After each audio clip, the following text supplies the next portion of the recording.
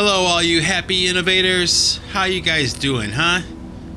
Man, it feels like a million years since I've done a podcast, and oh man, I was itching to do one so bad. The only problem was I had a hard time coming up with which topic to do because I just have so many that I want to talk about. So that might be something for me to work with in the next few episodes of the Singularity Podcast. But, I was sitting down with my wife and talking to her and kind of just mulling over different ideas for, what topic I should hit next for the Singularity Podcast. And, we had kind of agreed on one, and I was like, yeah, it's okay, not really feeling it. But there was a topic I had brought up to my wife, and she was like, no, I don't think you should do that one. No. Anyway, the point I'm trying to make here is that today what I'm going to talk about is this trip that my wife and I just recently took back to our hometown of Cleveland, Ohio. And there are just so many angles to hit this from. It's probably going to spread out a little into a couple of episodes because I have found myself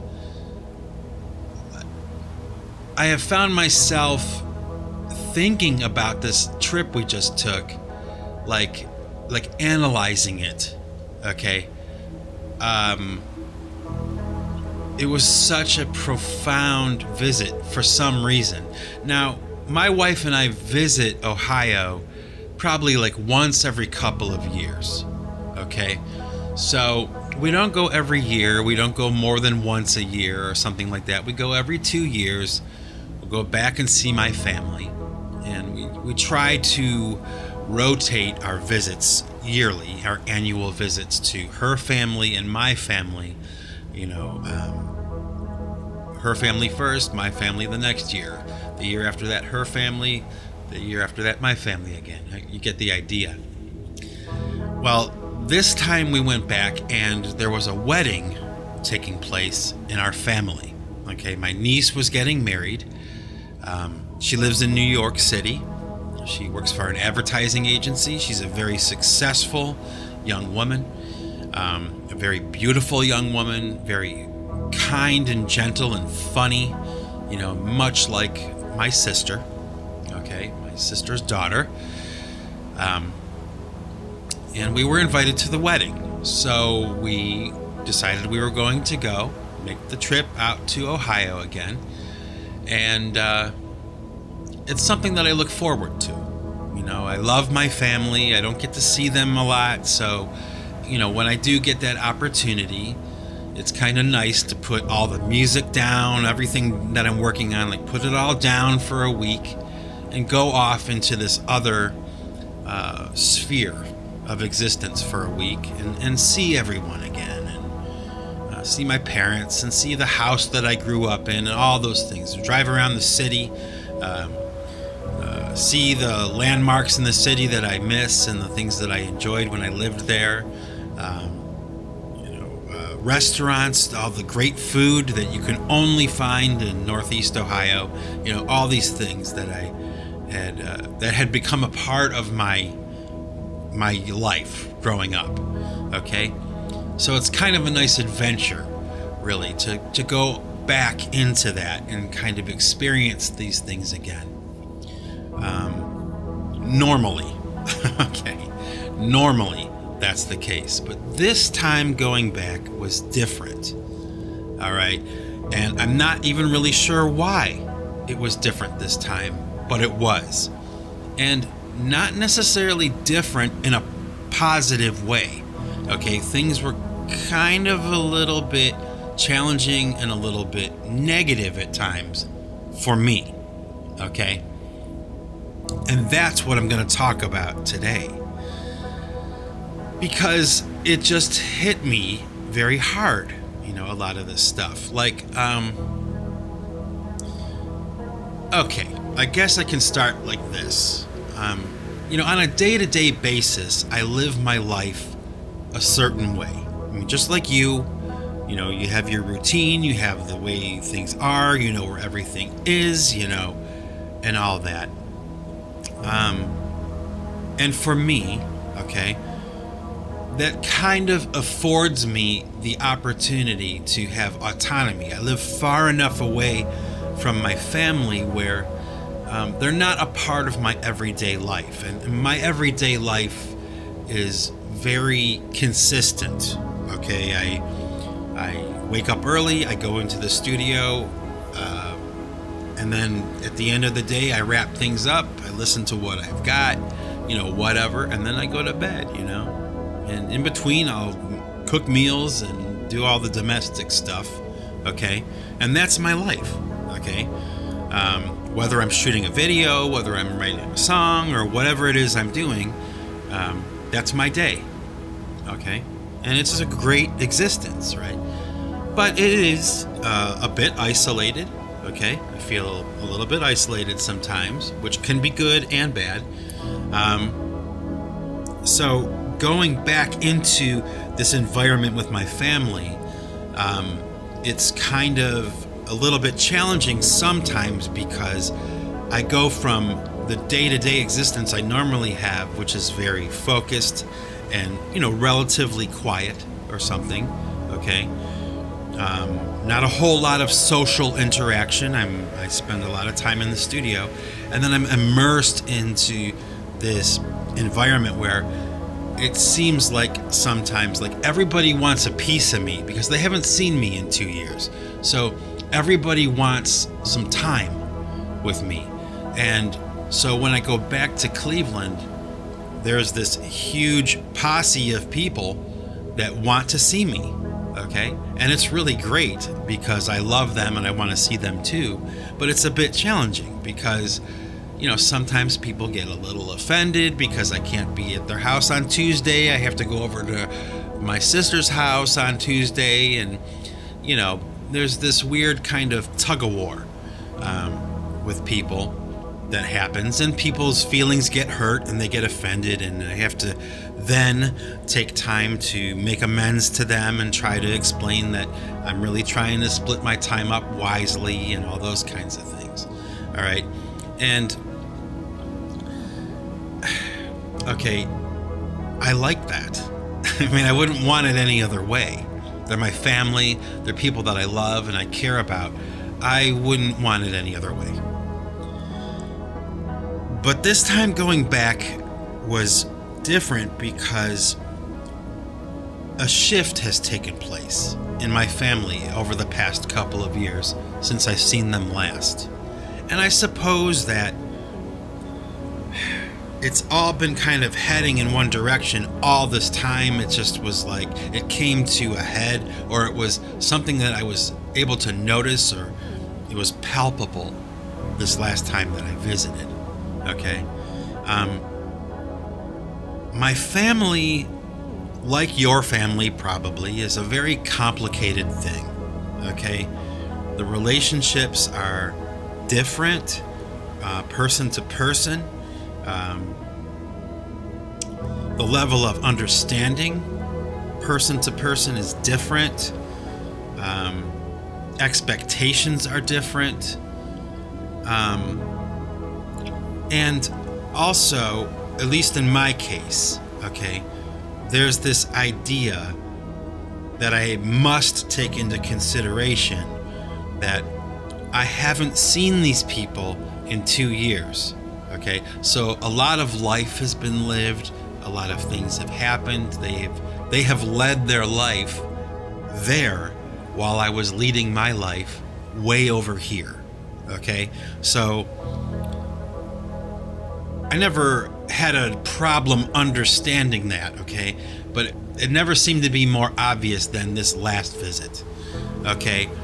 And it manifests itself in this weird way where, well, for one thing, okay, for the older people in my family whom I've spent more time with, like my brothers and sisters, my mom and dad, my uncles, my cousins, or whatever, these people that have known me for a very long time, those relationships have stayed intact for the most part, okay? But with the younger kids, especially the ones that were born after I moved away,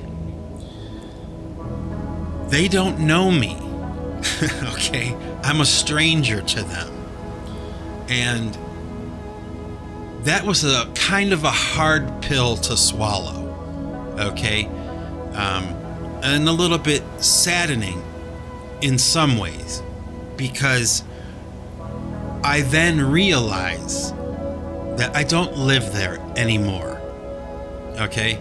Yes, I know that I don't live there anymore, but I never really thought about it until this last trip home, that there's a switch that takes place when you move away from your home and you move far away from your home. There's the understanding that life goes on, okay? I get that, but there's a switch that takes place, or like a shift, where home is no longer home anymore. Home is where you live, okay? So when I go back to Cleveland, yes, it's my hometown. Yes, I go back to visit the home that I was raised in and grew up in, okay? But that's not my home anymore. That's my parents' home. That's where they live. That's their home. My home is in Massachusetts, okay? So that may sound strange to you, but it never really occurred to me this way until a week ago, okay? And it's a concept that I kind of have analyzed since I came home, and it's affected me, okay, enough to make a Singularity podcast about it, okay? I feel that strongly about this experience, not just this aspect of it either. There's a whole host of other things, but for today, what I want to focus on is this notion of, like, what is home, okay? To me, okay, what is home? Well, sadly, home is not Cleveland anymore, okay? Home is Massachusetts. That's the way it is. And I kind of noted, and I expressed it to my wife, while we were there in Cleveland even, that going back to my home, the house that I grew up in, the house that my parents live in, is a bit haunting. And that's the word I would use. It's haunting, okay? Because there are so many things about the house that I grew up in that have stayed the same, and there are so many things that have changed. Now, I walk through my parents' house. I walk through the home that I grew up in, but it's this weird kind of in-between headspace where it's a place that I'm familiar with, okay, more than familiar with. I spent, 30 years of my life there, okay? And this house was central to my existence, all right? But I go back there and I'm walking through the house, and yes, it's a place I'm familiar with, but it's also this place that has changed so much that it's familiar, but it's still very strange. And it's almost as if I'm walking through my past, okay, like a fun house of my life, okay? Little things that are on the shelf and little things that are on the wall, and the way it looks and the way it smells, and just the size of things, the proportions of things are different. Maybe because when I was there, I was like a child, and I'm older now and a little bit taller maybe and a little bit bigger. And I don't know what it is. I don't know, but it's like going back in time, and I see the thing on the floor that was there when I was younger, but it seems much smaller, maybe a little dustier, a little more degraded, through the passing of time. Things that once seemed big are very small. Things that were once brand new are now rusty and old. I mean, it's just this weird kind of feeling. And maybe you know what I'm talking about. Maybe you're one of those people who did leave their home, at a relatively young age, and you went out into the world and you explored. And there are some people who have not done that. And a lot of my brothers and sisters haven't. A lot of my brothers and sisters have stayed in Cleveland. They didn't move away. It's still very much their home. But with the exception of myself and my oldest sister, we were the only two who moved away and stayed away. That's another thing to kind of mention. Okay, I didn't move back, at least not yet.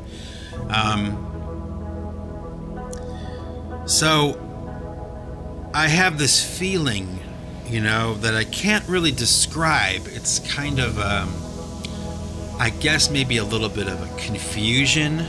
Okay, a little bit of confusion, a little bit of remorse and sadness for having moved away. A sense of sentimentality, for the house and the yard and the memories that were there and all those things. But also maybe too, at the same time, an appreciation for the life that I've managed to make for myself, away from that comfortable security of my parents and home and everything. I've managed to move away and establish a life for myself, one that is rewarding and happy and comfortable, which is not always a given. I mean, it's hard-earned, and my wife and I certainly have gone through some hard times and things like that, and it was hard to get where we are at right now, okay? So I have a new sense of appreciation for that as well. But the word I would use really, is haunted. The house I grew up in is now a shadow of the home I was raised in.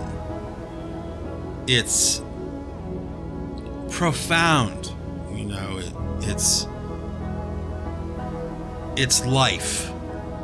It's just life, And I'm not sure that I can explain it to my brothers and sisters or my parents even in a way that they would really understand what I'm saying. Because no matter how much they tried to, they don't understand what it's like to not live there anymore. And to have, home, at least how I define the word home, have that change, because it has changed for me. Now, another thing that I want to talk about in regards to this visit home is this really strange kind of realization that I've come to about my family and the relationships between each person, okay? Particularly with my brothers, my sisters, my parents, and my immediate family, and how can I say this without being disparaging, but the political distance, okay, or the the socioeconomic divide in my family. Okay, I come from a family of 6, all of which are relatively successful.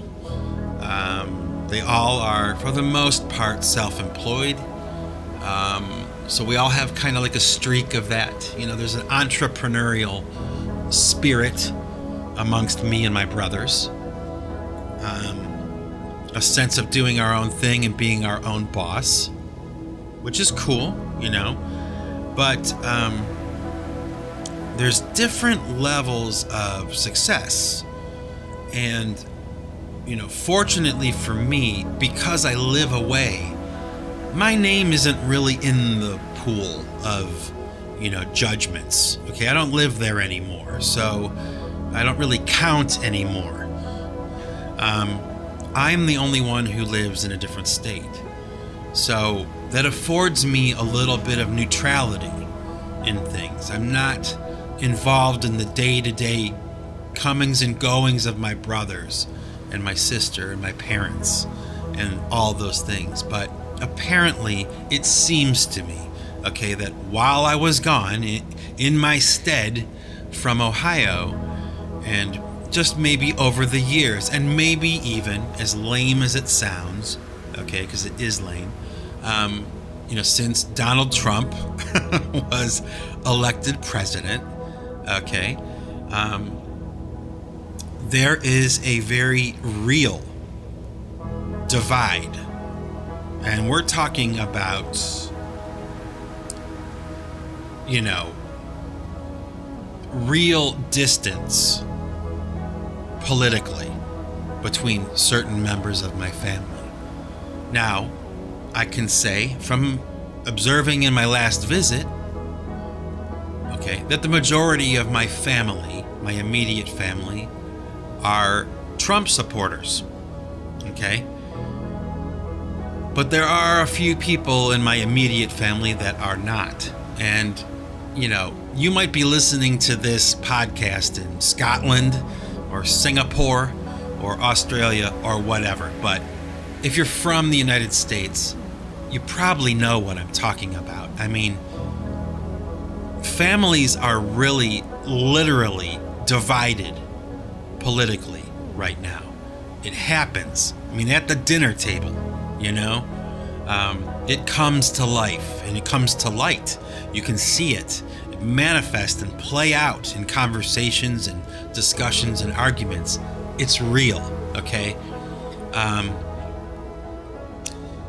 And fortunately for me, okay, not only am I a centrist, but I'm also a pragmatist, and I'm also far enough away to be neutral. But it bothered me, and it still bothers me. Having come back from Cleveland about a week ago, all right, still thinking about it, it's still on my mind that there's a divide in my family, and it's based along socioeconomic status, okay? Now, it's so hard to talk about this without seeming to be judgmental or disparaging of my brothers and sisters. So I guess I'll state right here and now that that would be the last thing in the world that I would want to express to my audience, okay? My family is very loving, a very loving family, okay? And that's very real, and it's spoken and unspoken love. I mean, it's there. It always has been. It always will be. It's taken very seriously. However, we don't always like each other, okay? I guess, you know, not so much me, okay, like I said, because I'm not there, all right? But they are. They're there all the time.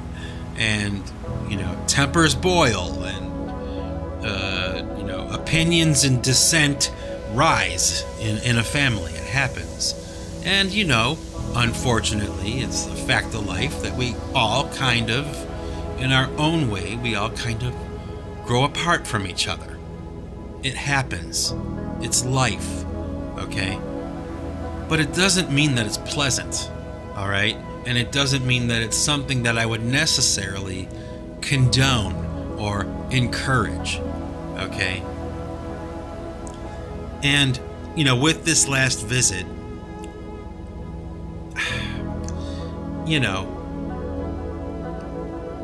it was very clear, okay? Not a lot of fighting or arguing or anything like that. Maybe while I wasn't there was, maybe over the years there has been. But not while I was visiting. It was all hugs and kisses and platitudes and catching up and remember when, But I imagine, at least my impression is, from this last visit, the relationships are strained a little, okay? And, money,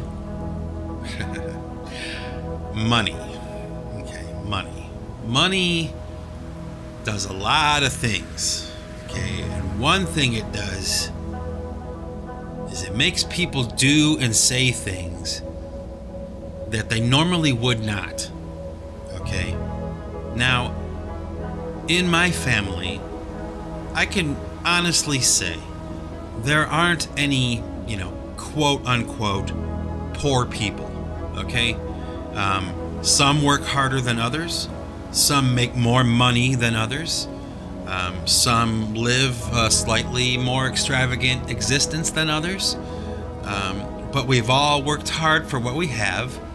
And those who have the most, usually, at least from my best estimation, have had to sacrifice the most, okay, in order to attain their lifestyle. So, that sounds great on paper, and it's, a fact of life, whatever, but in reality, how it plays out on the ground, in life, in reality, there's some hard feelings there, and maybe some jealousies, some envies, and some maybe condescension towards those who might have less.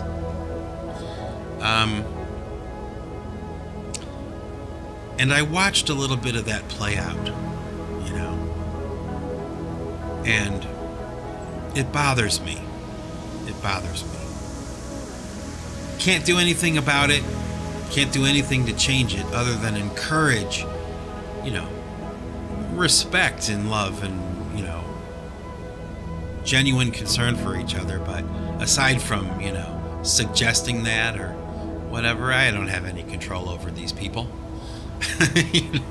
I'm kidding myself if I think I do. And you're kidding yourself if you think you do. Family is family. And we just have to kind of accept that. That these people, sometimes these people that we love, they're like fudge, very sweet and kind of nutty, and they're not going to necessarily follow your advice, especially if you're younger, in the pecking order, like I am, I don't stand a chance. Okay, no matter what happens, I'm still like the baby brother. No matter how old I get or how many white hairs there are in my beard, I'm still the baby, which is kind of endearing, I guess, in some ways, but a little bit frustrating sometimes too. Now, having said all this, it's not to say that, we get along terribly. It's not that way. It would be way too easy and way too simple of an explanation, and it's not the reality. But folks, let me tell you, it's there, okay? And I noticed it on this last visit. Maybe you know what I'm talking about. Maybe you have a relationship like that with your family. Okay, and maybe you, like myself, you moved away, you removed yourself from the circle, okay? And, once in a while you'll re-immerse yourself into that circle, and you'll kind of notice how things have changed, how things have progressed. I did that, and with this last visit, sadly, I kind of sensed for the first time that, I guess, to sum it up, I don't live there anymore. And I'm not really a part of their lives anymore. And there's nothing I can do about that, short of moving back to Cleveland, which, honestly, I really don't think it's going to be happening anytime soon. But, never say never, right?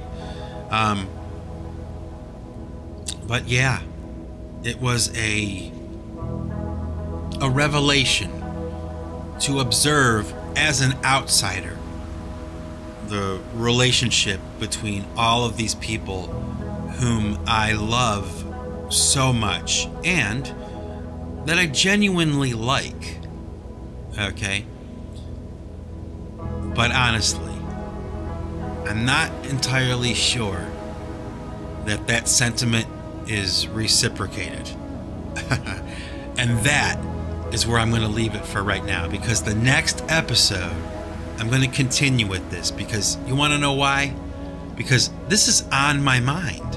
I mean, it is on my mind, and I'm going to talk about it. It's the only way to get it out and get it out of my head, Just put it out there and say it and see what you think, my happy innovators. Love you guys, and man, did I ever have to sit down in front of this microphone today. If there was ever a time, it was like, man, I need to sit down and talk. So with that, this is Mike Bostwick from Pipe Choir Records signing off. And remember, folks, if you want to keep what you've got to give it away. Take it easy.